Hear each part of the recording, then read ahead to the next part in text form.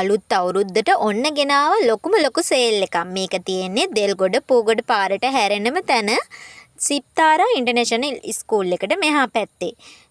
එතකොට මෙතන තියෙනවා ලොකු බේසන් තියෙනවා, බකට් තියෙනවා, ඩස්බින් තියෙනවා, ලන්ච් බොක්ස් තියෙනවා. කිචන් අයිටම්ස් ගොඩාක් තියෙනවා, ප්ලාස්ටික් අයිටම්ස්, ඒ වගේම ෆිලෝස් තියෙනවා.